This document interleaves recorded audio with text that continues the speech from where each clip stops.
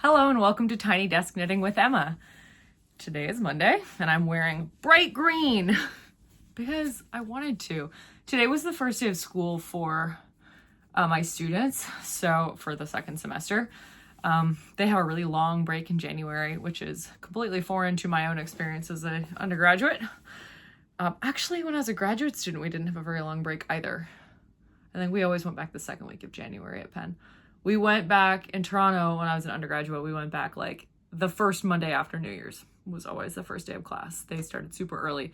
And in Toronto, we only had 12-week semesters.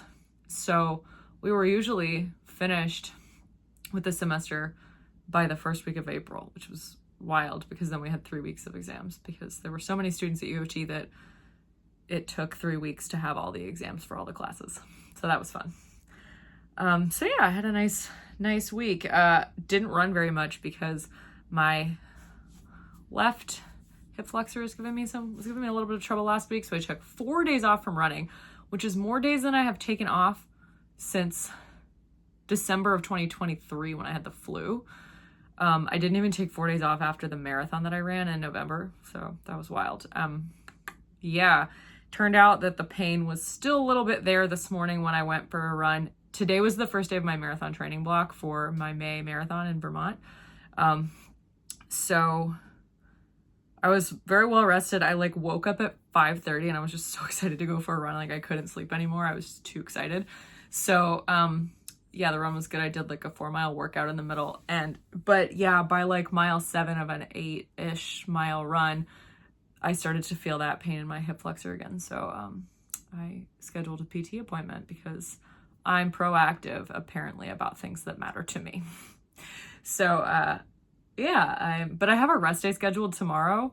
So, and then another 9-mile run on Wednesday. So here's hoping that the extra rest day this week will kind of prompt my body to partially recover. I do a lot of strength training, so I don't know if I strained a muscle while strength training because I do a lot of work with a band, but I don't know. Anyway, that is not what this channel is about. That's just what I did last week.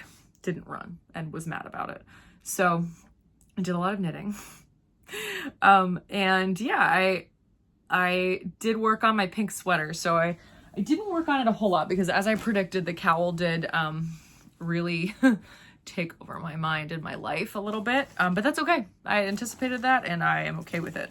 But I did work a little bit more on this. So it's a little bit bigger than it was last week. If you can tell, it's about 20 more rows longer. Well, and that's a significant amount. That's probably 2 inches. It's 2 inches longer than it was. So I was yeah, I'll do 10 rows on this, every day. And then I didn't do that until Saturday. But I did it on Saturday and Sunday. So if I could do it tonight, that's 3 days in a row. And that's great, That's 30 rows. That wouldn't have happened if I hadn't have started it. So trying to have a fresh perspective on that is fun. So yeah, honestly, if I can just decide to do just 10 rows, it doesn't take that long. It takes maybe I don't think it even takes an hour, 45 minutes maybe. That's not too bad. And it really does just it grows 10 rows a day actually is that's 70 rows a week, and within a couple weeks this piece would easily be done if I did 10 rows a day. So that's great. And then it's just the sleeves. And so once this piece is done, the sleeves, I'll be quite motivated to start the sleeves. So that's good. But I'm not fussed. I'm this is going to get done when it gets done because I will be motivated by wanting to wear it, I assume. So that's that. I also did spin another skein of the light blue yarn and I enjoy spinning that. It's fun. It's right. The skein is here. This skein it's actually just sitting in a bucket and it's still wet. I should probably hang it up. But this skein is more barber poled than any of the other skeins. So that's really fun.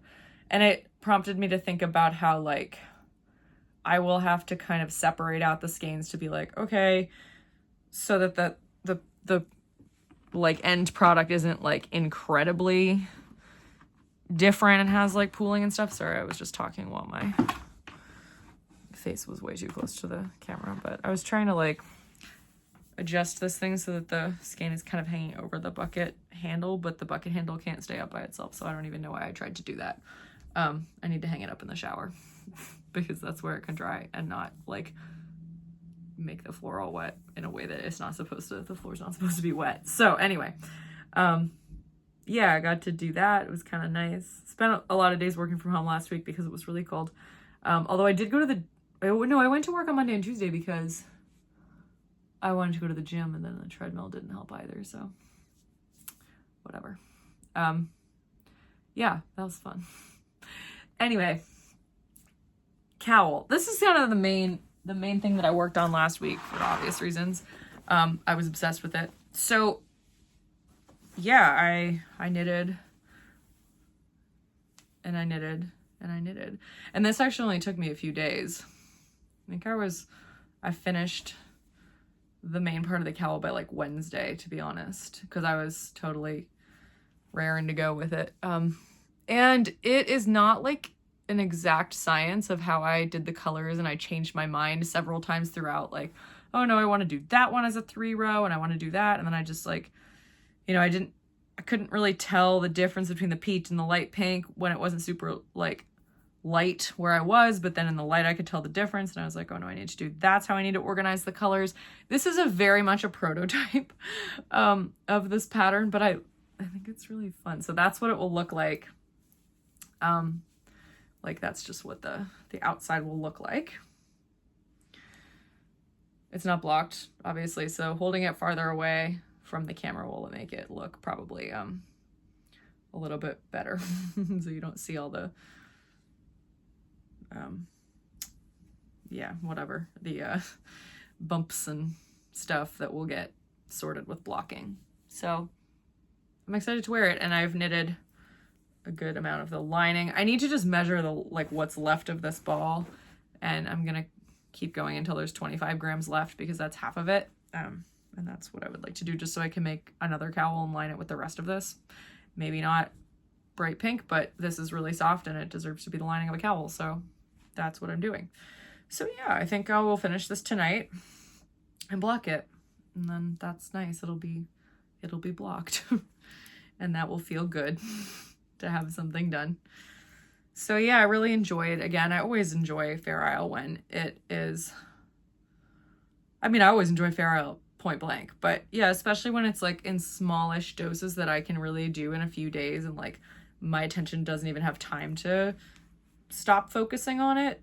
I find it very easy to kind of power through something like this. So I really enjoyed it. Like, to me, this is so much less knitting than, I mean, it is so much less knitting than one of the ones that wraps around like a Mobius twist, because this is like a quarter of that much knitting probably. So yeah, it's fun to have a little bit of a smaller thing. So what I'm actually going to talk about today, because I just thought it would be interesting to people, is I know that I talked last week about how I designed this, but I wanted to just go into like a little bit more detail and like give you some more kind of step-by-step instructions of like, hey, I have a pattern book and I want to make something with it. So, you know, that's kind of like original and one of a kind. And in certain situations, you can even publish a pattern, but you have to make sure that the copyrights are not gonna be illegal when you do that, basically. So put this here. I have another example that I also showed last week to explain kind of how we do this. But okay, so the first thing you need to do is decide kind of what you want to make. So I like to recommend that people start with something that is a simple shape that doesn't require like increases and decreases, because that can just mess with your head in ways if you haven't really designed anything before. Yeah, that can be a little frustrating. So when I recommend to people that they do something like this, I always say that I started designing these things by knitting other things of the same shape. So like a Mobius twist cowl, I knitted one from a pattern by Mary Jane Mucklestone from Fair Isle Weekend. And that was helpful because I kind of understood I could follow a pattern without having to think about like colors and patterns myself, to just understand how something was constructed. So it's very important that you understand how something is constructed, and that you kind of have in hand like the gauge, you know, the measurements and all of that. So that is something that you gotta have to deal with. Like, decide how big around you want something, decide how long you want something, and make sure that you have the right needles and the right yarn that's gonna get you that measurement. So then you need a pattern. So for a cowl like this, I generally know that if I'm gonna knit it on, or to the Fair Isle gauge that I like, which is 28 to 32 stitches over 4 inches, about 30 stitches over 4 inches, I need to cast on about 160 to 175 stitches. So I give myself a pretty nice chunk of space there. Just because I've knitted patterns like this before, and I know that that's gonna fit me. So I have to start with that. I have to start with like an estimate of how many stitches I'm gonna cast on, but not necessarily an exact number.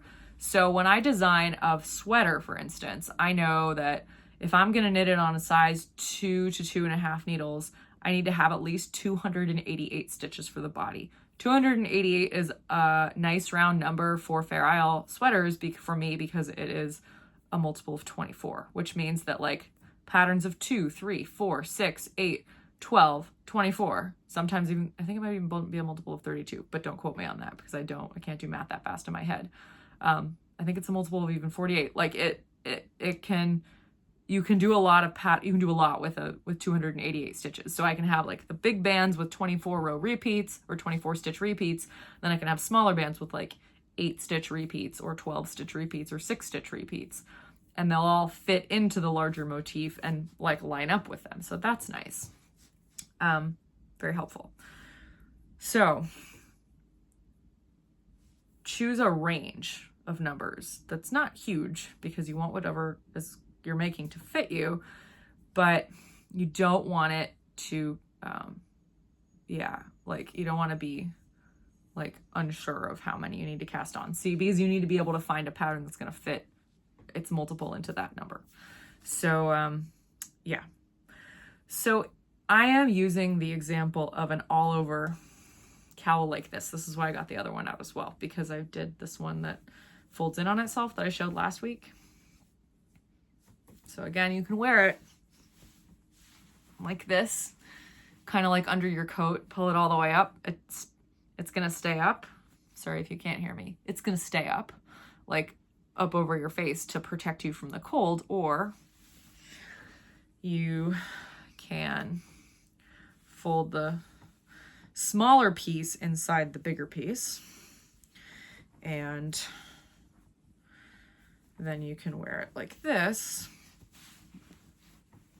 So you can still pull it over your nose, and it's twice as thick, and that's fun too. So this one's got options. This one I actually made with DK weight yarn. So this one had different measurements, and I have no recollection of how many stitches I cast on, and it would take me too long to count them live, so I'm not going to do that. But same principles apply. So I knew basically how wide I wanted it around, which is similar to this. This one's the DK one's a little bit wider, but basically the same measurements as this cowl.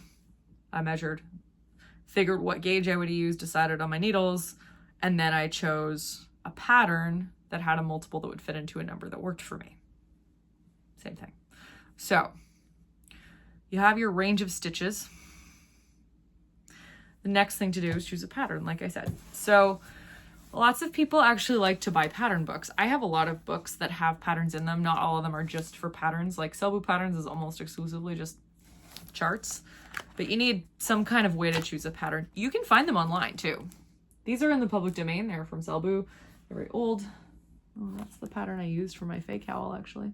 But I used a traditional Scandinavian knitting to get that because this book hadn't been published yet. So again, my bookshelf is full of books of knitting patterns, but also just like charted patterns.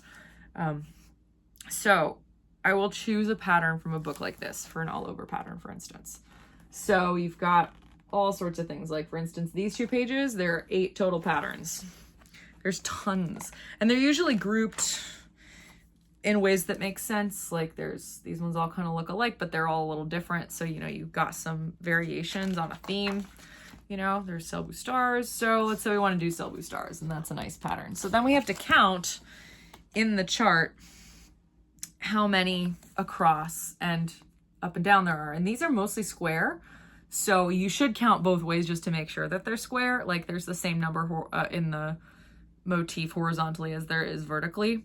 But it's helpful, yeah, to check, but they're almost always, all over patterns are generally, symmetrical ones are, obviously they're symmetrical, so they have to have the same, but always count. So actually in my books, sometimes if I like a pattern, I will just stop and count and just write it in. So turns out I didn't even plan this. I had written right here, 28.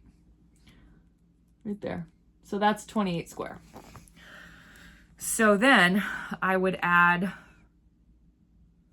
28 plus 28 plus 28 plus 28 plus 28 until I found a number between 160 and 175. And I think that number is 168 off the top of my head. I might be totally wrong. I'm so sorry if I'm wrong. I don't have a calculator on me because my phone is being used to record this. So I can't do the math that fast, but I'm pretty sure that 168 is the multiple of both 24 and 28. So again, don't quote me on that, but I'm pretty sure that that's true. So let's just say that that's true. So 168. So there's my pattern. I cast on 168 stitches. If I'm doing something like this, I got to do it provisionally. Provisional cast on 168 stitches. So I have a provisional cast on here. You can see my waste yarn. I'm very bad at provisional cast on, so don't ask me how I do it. I just have to like unpick everything because I just literally cast on, knit a row in the waste yarn, and then I just start knitting. And then eventually I just pick all the stitches up with my needle, and I have to like unravel it stitch by stitch because it doesn't unzip because I don't use a crochet hook, because my hands and crochet hooks do not go together. And I do not care enough, apparently, because I don't use provisional cast-ons often enough for it to matter, to like actually properly learn how to use a crochet hook. So this is not in my favor when it comes to steeks and lots of other things, but it's just who I am. I don't care. So I'm happy to unpick my provisional cast-on stitch by stitch. So provisional cast-on, 168 stitches. Next, you can grab a sticky note. If you like to work off of the print copy, you can make a photocopy to blow it up, make it bigger if you want. Take a picture of it with your phone, ideally as straight as possible, and then blow it up and print it out. You can just use this book and use a sticky note to like move it up one row at a time, just to be making sure you're keeping the square so you're not getting anything on the outside of the square. Or my preferred method is to use chart software. So I used to use something called Knitbird, but I don't know, my current computer didn't want to download Knitbird, so that didn't really work out. But I had my old MacBook, which is now dead, that had Knitbird on, and that was great because I could save everything. But a lot of people use Stitch Mastery. You can actually download Stitch Mastery for free and use everything that it can do, but you can't save anything. So sometimes I do that. Like I have a free version of Stitch Mastery that I usually use, and I make my chart and then I just screenshot it. So you can use multiple colors, all that stuff. As long as you keep the Stitch Mastery app open on your computer, it's not going to go away, like all that stuff, unless your computer like shuts down, and that's a problem because you'll lose everything. So screenshot stuff, that helps. So I would like put this chart into Stitch Mastery as a 28 by 28 square. If I were planning to use multiple colors, I would like differentiate between the colors. So sometimes I just put it in black and white, and I just make decisions about colors as I make them. Because in theory, I don't like, as long as the color scheme is in my head and I know how many rows of each thing I have to do, then I can just shift it, and it's nice to just have a completely easily contrasting black and white pattern. But sometimes I want it to be really obvious where I have to change colors because I know that my brain's like not quite on that much. So when that's the case, the problem with Fair Isle, something like this, is that you'll notice that the colors are very similar. So it would be hard to tell the difference if I just use like 4 different colors of medium to dark pink. It might be hard for my eyes to tell the difference between them, especially because the other pinks are shifting and it's like supposed to look subtle. So what I do is I actually just use totally random colors that are obviously contrasting. And it's really obvious what's the foreground color and what's the background color because one's darker than the other one. So I often will just like do the motif in black and white in my Stitch Mastery or whatever app you're using. And then I'll go strip by strip, like 2 to 3 rows at a time. And I will change it to be like red and white, and then like yellow and dark blue, and then like bright blue and black, like colors that it makes it really obvious where I have to change colors. It's ugly as heck to look at, but it's really obvious when there's a color delineation. So that's something I suggest you do, especially if you have trouble with like close colors. Like, you know, some people have a hard time seeing the difference between 2 different colors. So if you have a problem like with that, where you're just like, I don't trust myself to see the difference between that, I don't, make it obvious. Some people actually like to do this with like graph paper. You can also use graph paper. You can get really tiny graph paper. You can get bigger graph paper, so it's really easy to see. And I would actually encourage that. Like, it's like large print. Like, if you get big graph paper and you color it in deliberately, the 28 by 28 square, that's actually going to be the easiest to see. And you can use markers, colored pencils. You just use one black marker if you want it to just not have multiple colors. It doesn't matter. If you do that, you could even like make marks on the side of the graph paper to be like, change colors here, change colors here, change colors here, make the whole thing in black and white. So I'm giving you a lot of options so that you can find something that really works for you and your brain. So I love to knit while I'm watching stuff on my laptop. Usually I watch TV like in my bed on a laptop. So it's easiest for me if I have a screenshot just on my computer that I can like toggle between the screen that I'm watching, or I can like put the screen that I'm watching just above the window for the pattern. And that's a hack that I like, because I can make it so that I can only see like the row that I've just completed, so that I can like reference those colors below so I can follow the pattern, and then the row that I'm working. And then I just scroll up 1 row at a time. But like, you can literally only see 2 rows because your movie is in the like, or your TV show is in the screen that's like covering the rest of the screen. That's my hack. I love doing that. And I think that's really, it's like one of those things. It's like, wow, it doesn't seem like it would take much, but it's actually really smart to do it. So yeah. So the next thing you need to do is just start knitting, obviously. Some people like to have all the details in their head before they start a project. I say you should F around and find out a little bit. If you're doing this, you might have to tear something back. That's okay. I like to be willing to like try stuff out and see if the colors work together, because most of the time I'm not fussed. Like, I changed colors a lot on this. You can't tell unless you zoomed in really, really far and you like worked really hard to figure out where I switched colors, because the colors are so similar to each other and they kind of fade into each other. You can't really tell where I decided I was gonna do 3 of one and 2 of the other, or not use the peach or not use the light pink. You can't tell. So when I'm getting this pattern ready for publication, I will make it more obvious and I will standardize it, and I'll probably knit another sample where it's all correct, just to have that. But when I'm working something out, that's okay. You know, just the colors are what they are. So yeah, start knitting. Helpful to have a understanding of how long you have to knit something. So like how tall this needed to be. I literally just laid it on top of another cowl and was like, or I measured another cowl and was like, how tall is that? Is this tall enough? And once I was like, yeah, it's tall enough, I just switched to this one. So that was fun. Yeah. So yeah, you just have to knit. You got to knit the outer piece. If you want to just knit, like if you just wanted this pink cowl with no liner or anything, you could cast on, avoid the provisional cast on, just cast on ribbing. If you wanted to pull in a little bit, you should probably cast on like 10% fewer stitches in the total, and then do an increase round. And then do the same thing at the top, like decrease to 10% fewer stitches, and then like do a decrease round to decrease to that many, and then do the ribbing. And also use smaller needles for the ribbing, because it'll make it pull in and it won't flare. Those are 2 things that won't make Fair Isle knitting flare if you're working on a ribbing. So you got to do a decrease in stitches and a smaller needle. Pro tip. Otherwise things tend to flare with Fair Isle. I don't know why. It's just how it works. I think it's because color work also kind of, you know, pulls in. Sorry, I just got a notification on my phone that I have to strength train because I forgot to turn my phone on Do Not Disturb. But most people have not been texting me too much. I just gotta like notification from my run club about someone who wants to do 20 trail miles on Saturday. I was like, respectfully, I will not be joining you for that because I just started marathon training. Anyway, back to this. Yeah, so you could do that. You could just knit a cowl as tall as you want, decrease to 10% fewer, few little half an inch of ribbing, I don't know, bind off, you're done. Block it, weave in the ends. Amazing, you did a great job. If you want to do a lining,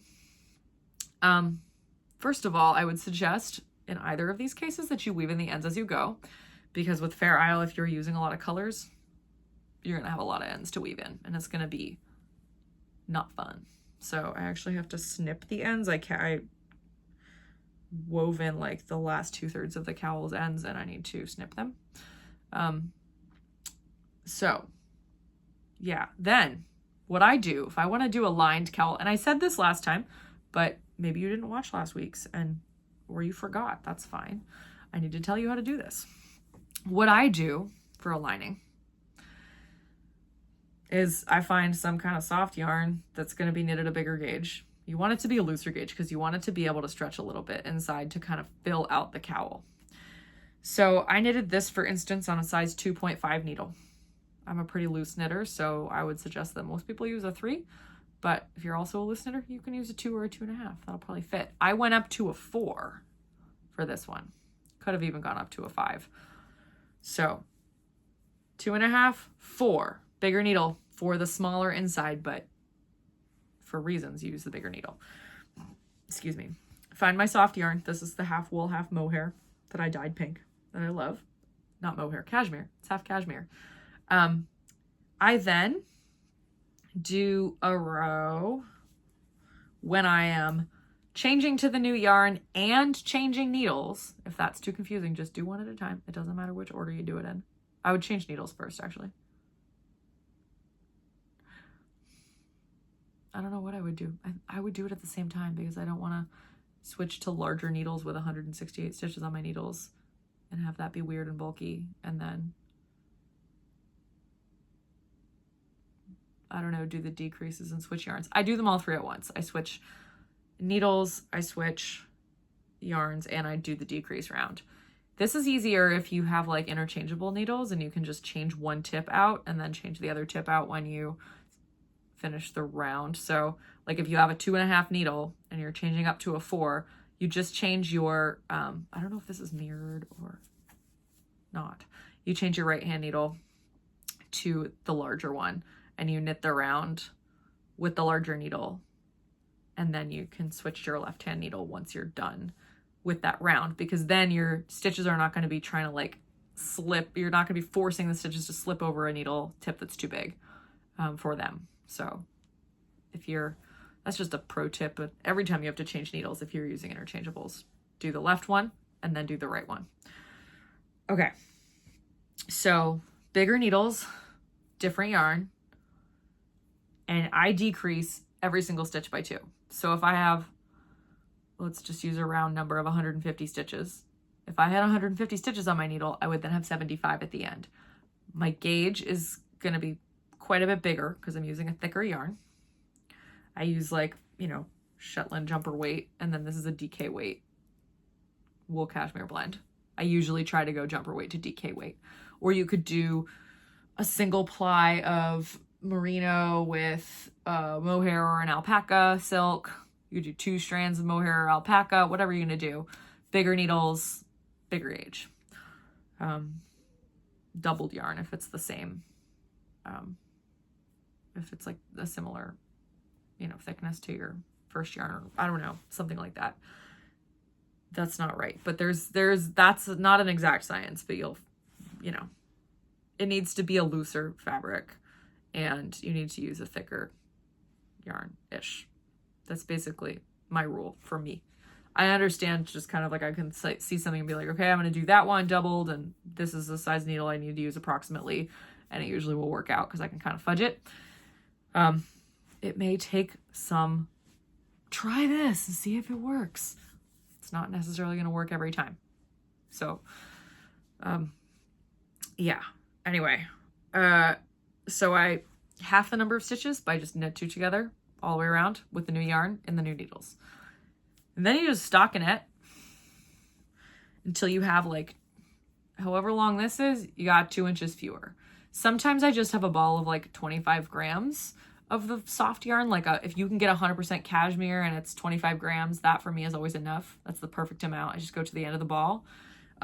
But if I have more than that, like this current ball is 50 grams, I'm going to just try and measure by weight 25 grams and hope that that's smaller. And if it's not, you know, I want it to be like 1 to 2 inches shorter in length, the lining, than the outside, because I don't want to be able to see the lining. I want the edges of the outside to tuck in to the inside around it themselves, and then I want the lining to be in there. So invisible. That's just how I like it.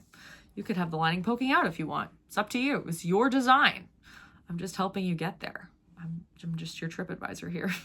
So then you have, let's just say arbitrarily 10 inches cowl, 8 inches lining. Let's see what I actually have. Let's measure it. I have a tape measure in front of me. Well, in a bag here. This is a little Harris tweed pouch that I got at Rhinebeck. Well, I think I got it at Wool and Folk. Actually, the year that Wool and Folk was quite bad. Last year, 2023. So, let's do a little measure. I'm gonna try not to do this too loudly, because I know that's annoying. Okay, this outside portion is 10.5 inches. So I'm looking for something like 8.5 inches minimum. Currently have 7.25 inches of the lining. So I need to knit like 1.5-ish more inches. That would be good. Of this lining for it to kind of tuck in, and the whole thing will be nice and tall as I want it. So that's my mission for tonight. Knit 1.5 more inches of the inside of the cowl, and then I can block it. So then, right, everything's done. You have not grafted it together. Let's see. If you're using a yarn for your lining that runs out, knit till you run out. The next step, what you need to do in order to graft it together with the same number of stitches is you have to go back to your original yarn, and you have to knit into knit front and back, or knit one, make one, however you want to do that, in every stitch. So you're back to your original number of stitches that you have in your provisional cast on. So I like to go back to my Shetland jumper weight and just knit front and back the whole way around. Or you're finished with your lining, at whatever point you finish with your lining, whether you've run out of yarn or you just have decided the lining is long enough and you cut the tail. Switch back to your smaller needles and knit front and back every stitch with the original yarn. So you're doing the opposite of what you did to get to the lining, right? That makes sense? Logically, yes? Cool. Amazing. Let's move on. Then I usually knit just a couple rounds, because it's in the round. I really use rows and rounds interchangeably, and I shouldn't do that. I recognize this. I don't know if I'll change, but I recognize that it's a problem and maybe confusing for people. Okay. So I haven't gotten to this point yet, but I will later tonight. So yeah, like I said, you need to get back to where you started. At that point,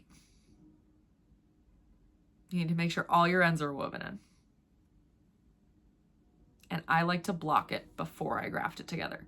You can block it afterwards, but I'm going to recommend just block it before. It's usually just cleaner that way. You can make sure it's all dry properly.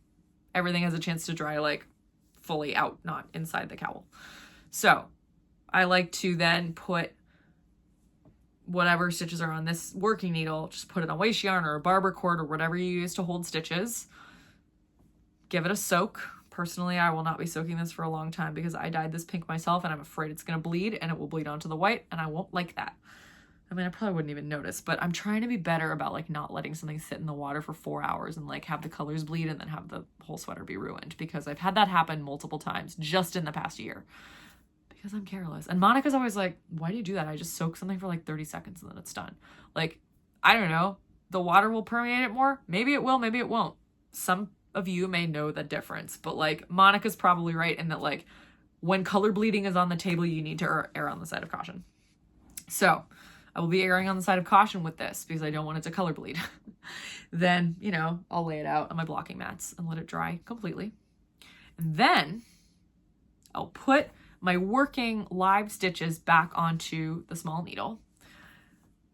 Then I will put the provisional cast on. I'll unpick the provisional cast on. And I will put that back on a needle as well. If you do not have 2 needles of the size that you need, so like for instance, I knitted this on a 2.5. I don't have 2 16-inch 2.5s. I could probably put this on a 24-inch 2.5 and it wouldn't really matter, or 32 or whatever I have, but I'm just going to use a 2. The 2 will be totally fine. Smaller is fine. Bigger is difficult to pick up stitches. Not great. So like one size smaller, perfectly fine if that's what you're working with. So then I'll have live stitches on this needle and live stitches on this needle. Then what I'll do is I will very carefully, probably with stoppers on this needle, pull the lining inside like this.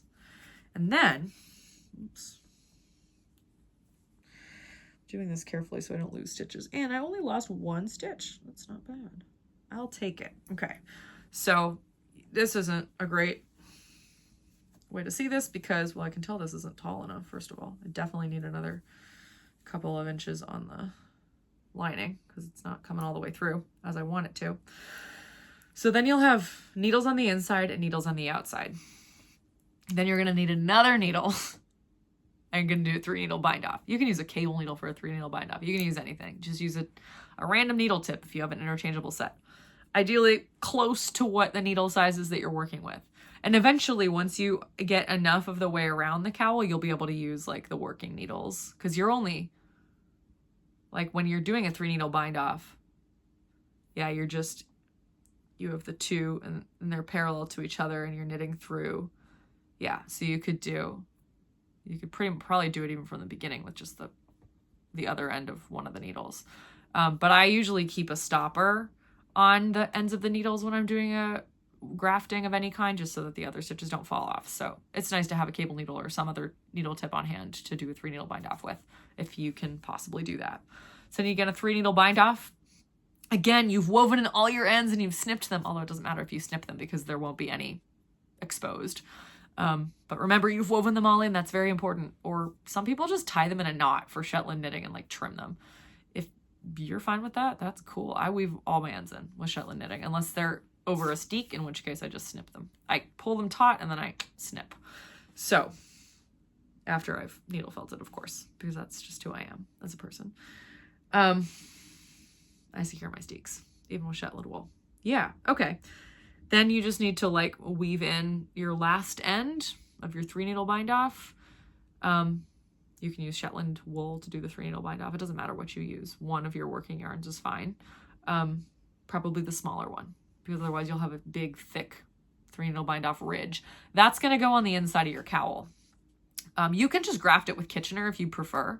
I prefer to do a 3-needle bind off if no one's going to see it, because number one, I can tell where the bottom is and I always know that I'm wearing it correctly. But like, there's not always a top and a bottom. Like, honestly, if your pattern is completely symmetrical, then it's identical no matter which way you put it on. But like for this one, I want it would be obvious the bubbles will be facing up.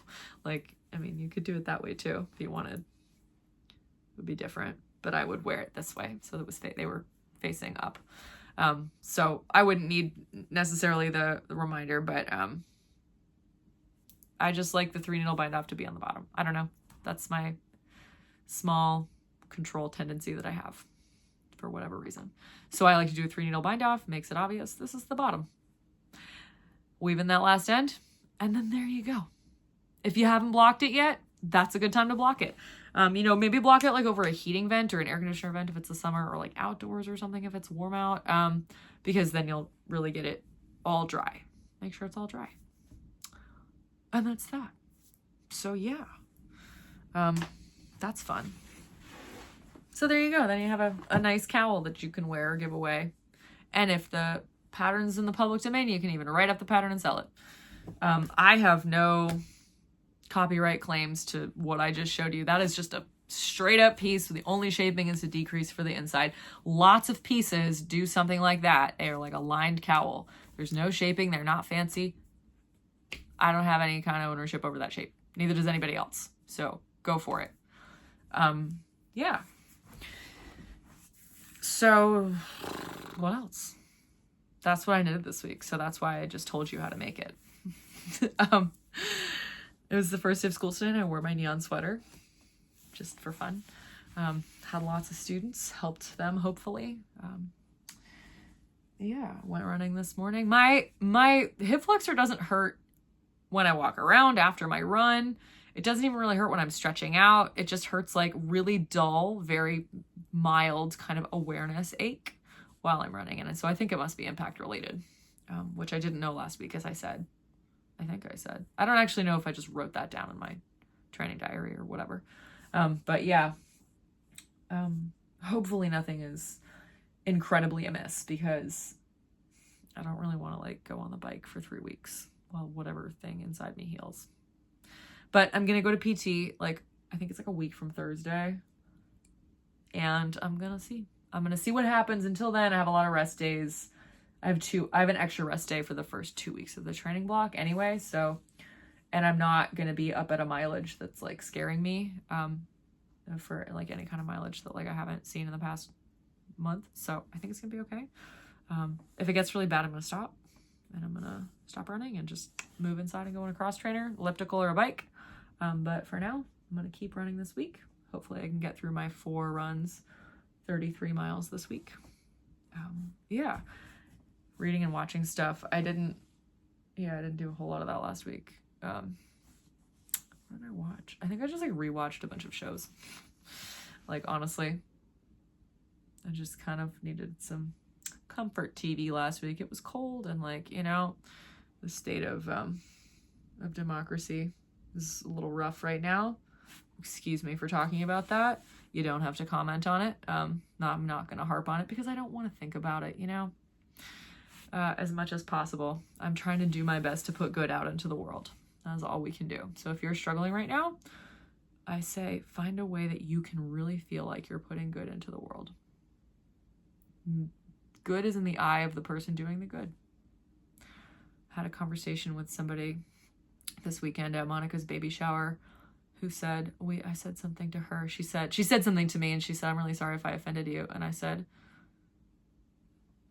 you know what, Grandma Betty? We're all trying to make the world a better place. And she said, you know what, that's true. And I said, we all sometimes have different opinions about how we're going to make the world a better place, but all of us are trying to make it better. So put the good into the world that you can see for yourself. That makes you feel proud about putting the good into the world. And I think that's how we can cross the political line, if possible. I don't know. Sometimes it feels hard. But yeah, I'm doing okay. We're starting a new semester. I'm starting a new marathon block. Those are the things that I'm thinking about. People have recommended some books and shows to me. I haven't watched or read any of them yet, but I'm really excited when people do that, and I always write them down and I think, oh, I got to check that out. So that's fun. I don't know what I'm going to watch tonight. Tonight is a big rest night for me. I'm going to do a lot of knitting and I'm going to eat a lot of pasta and I'm going to really enjoy that.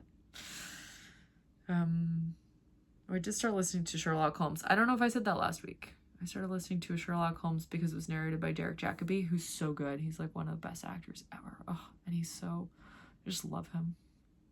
I really loved him in The Last Tango in Halifax. The Last Tango in Halifax was a really good show, but it was, all the people in it were difficult, and he was like the only character that like you don't have a hard time liking him like ever. Like he's just so sweet and he tries to help and he's just nice. He's nice to everyone. And he's like a tiny bit complicated. Like occasionally some things happen where you're like, that's weird. Yeah, they had to manufacture some drama with him because he was too good otherwise, but he's great. He's a very good voice actor for Sherlock Holmes, the Sherlock Holmes book, A Study in Scarlet, which is the first Sherlock Holmes book that I'm listening to on Audible because it's free. Because my mom has an Audible membership. I don't think it's just free for anyone. I think you have to have an Audible membership for all the Audible stuff in the public domain to be free. Just FYI. But yeah. I went to Target on Saturday to get some stuff, and I remember I told like everyone this. I'm like, you know, Target has in-store, like has like order ahead for pickup in store, and it's just like free. Like the people will just put together your order and then just you pay for it and they just give it to you when you show up. And I was tempted by that, but number one, I thought they would put it in like paper bags, and I was like, I'm over bags that aren't reusable. Like I bring my own bags everywhere. It's such needless. I mean, I do recycle them, but like I'm like, this is needless. Somebody else can use this. I don't need it. It's just more stuff that's gonna end up in a landfill, because not all recycling ends up in recycling. We all know this. Anyway, so I was gonna do pickup, but then I was like, nope, because of the plastic bag thing. I was like, no, I'm just gonna go, which was maybe a mistake because then I bought more stuff than I intended to buy. Where was this going? I didn't buy that much stuff that I wasn't intending to buy. Like I bought a weighted blanket, and I'm not upset about that because I did want that. But yeah, I bought like contact solution because I got 2-week contacts. So I needed to buy contact solution, and like, this is weird. It's really odd to have contacts that aren't daily. Like I have to be really careful when I take them out, to not like just throw them in the trash just instinctively. And I did order daily contacts as well. I had like a 3-month supply, but they were too expensive. So I just ordered the 2-week version from 1-800-CONTACTS. And yeah, so I'm wearing contacts now, which is great. I always say to people like in my office, I'm like, yeah, the only problem with like wearing corrective lenses is that I like, because when I go for a run, my eyes aren't that bad. Like they're like -1.5 or something. But when I go for a run and I'm not wearing corrective lenses, like if I'm just like not wearing glasses, I don't need sunglasses or anything. I don't like necessarily see people coming that I know. And, so like, you know, there's like people who live like that around near in your city or whatever that you don't want to see. Like I have people that I don't want to see, and there's some runners that I don't want to see. And so I'm like, yeah, if I'm just like kind of running like a little face blind, like I actually prefer that sometimes because I can like, whatever, like, yeah, someone's the right height, whatever, but like I don't have to look at them. I just kind of pass. I'm like, I can't tell, I can't see, whatever. I don't have to give them the nod. But when you can see everyone's face, I'm like, hey, that looks like someone I don't want to see. Better turn the other way. So it's like kind of bad. Although when I'm wearing sunglasses, I always wear corrective lenses because I have prescription sunglasses. But yeah, that I wear when I'm running. But I also have Gooders. So if you don't need prescription sunglasses, you should get Gooders because they're like $25 and they never bounce around on your face and they come in lots of colors. I plan to get more Gooders now that I have contacts for running. So that's fun. I have like bright purple ones. So yeah. I have contacts. I bought contact solution at Target. Where was I going with this? Oh, the only other thing I bought at Target that I wasn't really planning to get was this like, I guess I can just pick this up. It was like a desk. It's just like a little like cube that's like a bucket. And I was like, I don't even know how much it cost. It was like $3. It wasn't expensive. It's just felt and it's woven. And I was like, yeah, that's not an unattractive thing. I'm going to get that for my desk. Just thinking like my desk is just like always a nightmare. And so now my desk isn't a nightmare, and I don't know how long this is gonna last. Probably like 0.2 seconds, like seriously. But on Saturday morning, because I was away for the rest of the weekend, before I left on Saturday for Monica's baby shower, which was down in like Alexandria, Virginia, like an hour and a half from here, I put all of my notebooks, all of my pens, even some of my knitting supplies, like in separate little things in that bucket. And I'm determined to like, when I'm done with using something now, I got to put it back in the bucket. And then everything will always just be in that bucket. And it won't be all that frick over my desk, just like causing my brain physical pain to just look at it, but like not. Like, I'm serious. I swear I got to clean my desk every day. And every single day, by the end of the day, it's filthy again. And I'm like, what? How does it get... How am I like this? So I'm trying to fix the problem by getting to the root of it and like just having a place for everything, right? That's always the root of the messy problem, is just like everything needs to have a place and you need to put everything in the place, right? Isn't that a place for everything and everything in its place? Yeah. So I'm now like scheming about how to do that with like basically the mess in front of me, which is just like trash bags and Rubbermaids of yarn, fiber, fleece. Luckily it's all clean. Things like that. Like, how much stuff do I have to give away to make that clean? I don't know, a lot. Or like, how many sweaters do I have to knit with like leftover random yarn? I don't know. That would be fun. I've thought about that. You know, I have thought about that, and maybe I'll have like a little series of leftovers, the leftovers sweaters, or just like stuff. Like I have all this Knit Picks palette, and I'm like, what the heck am I gonna do with Knit Picks palette? Like there's so much of it, and it's so thin. I'm like, I'm not gonna knit enough color work to use my entire Knit Picks palette stash when I have all of this much nicer color work yarn on display behind me. Realistically, I don't need the palette to just hang around. So I either need to knit like a big Fair Isle piece with palette and just not care that it's not as nice as Shetland, or I need to like hold it double and knit some like marled fun stuff. I have been using it sometimes. I like hold it double as sock yarn because it's not sock yarn. It's 100% Peruvian Highland wool, but I can hold it with a nylon yarn.